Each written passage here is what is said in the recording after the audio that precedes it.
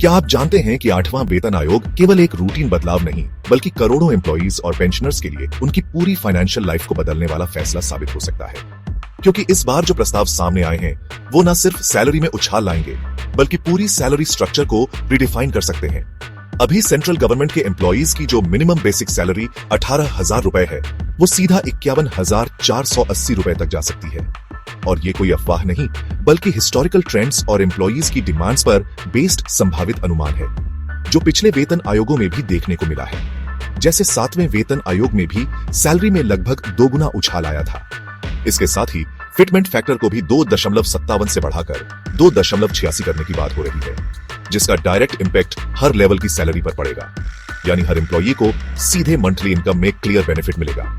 लेकिन कहानी यहीं खत्म नहीं होती, क्योंकि ये बदलाव सिर्फ वर्किंग एम्प्लॉइज के लिए नहीं बल्कि पेंशनर्स के लिए भी उतने ही बड़े हैं, जहां मिनिमम पेंशन 9,000 रुपए से बढ़कर 25,740 रुपए तक पहुंच सकती है, जिससे रिटायरमेंट के बाद की जिंदगी पहले से कहीं ज्यादा सम्मानजनक और सिक्योर हो जाएगी। इतना ही नहीं, सभी अलाउंस जैसे house rent allowance, transport allowance और डियरनेस अलाउंस भी रिवाइज्ड बेसिक के बेस पर दोबारा कैलकुलेट होंगे और जरूरत के मुताबिक लोकेशन बेस्ड स्लैब्स में भी बदलाव किया जा सकता है, जिससे मेट्रो, अर्बन और रूरल एरियाज में अलग अलग एम्प्लॉइज को प्रोपोर्शनेट बेनिफिट मिलेगा। वहीं एक मेजर स्ट्रक्चरल चेंज ये प्रस्तावित है कि पे लेवल्स को मर्ज कर दिया जाए, जिससे प्रमोशन के रास्ते साफ किए जा सके और हर एम्प्लॉई को करियर ग्रोथ में क्लैरिटी और ट्रांसपेरेंसी मिले।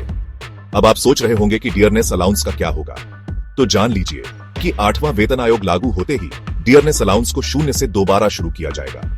यानी आगे जो भी डियरनेस अलाउंस बढ़ेगा वो नई इंक्रीज हुई बेसिक पर लागू होगा, जिससे आपकी कुल मंथली सैलरी और तेजी से बढ़ेगी। इतने सारे बदलाव केवल इंटरनल मैटर्स नहीं है, बल्कि इनका सीधा असर 50 लाख से ज्यादा वर्तमान गवर्नमेंट एम्प्लॉइज और 65 लाख से ज्यादा पेंशनर्स पर पड़ेगा। और ये सारे रिफॉर्म्स 1 जनवरी 2026 से इंप्लीमेंट होने की संभावना है। अगर इतिहास पर गौर करें तो हम देखते हैं कि तीसरे वेतन आयोग ने पहली बार पेंशन को अधिकार माना था, 6ठे वेतन आयोग ने ग्रेड पे सिस्टम लागू किया था और 7वें वेतन आयोग ने लेवल बेस्ड स्ट्रक्चर लाकर पे स्ट्रक्चर में क्लैरिटी दी थी।